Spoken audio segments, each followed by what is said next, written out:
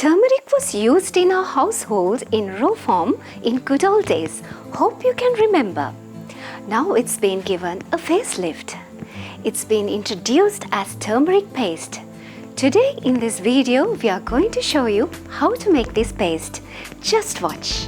Soon after harvesting, first thing to do is washing turmeric rhizomes thoroughly until they are free of extraneous material. Next step is trimming the rhizomes.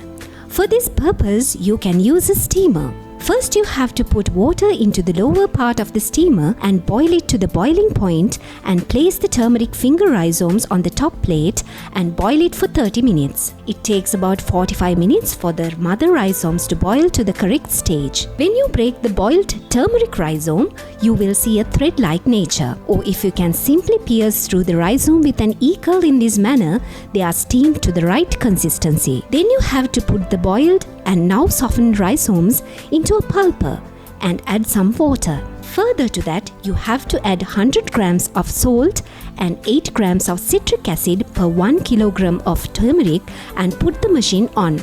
At this stage, turmeric will turn into a pulp. Then you have to boil it for 5 to 10 minutes. It may turn into a more concentrated pulp with less amount of water. Now you have made turmeric paste which you can pack according to your requirement. This paste can be kept without opening the pack for 6 months without any refrigeration. Refrigeration is mandatory if the pack is being opened. This product can be kept for a prolonged period if recommended preservatives are added. If further details are needed, you can always contact the Post-Harvest Division of the Central Research Station Marthale on 066 2222 822. You can make this turmeric paste for domestic consumption or on commercial basis. Just give it a try.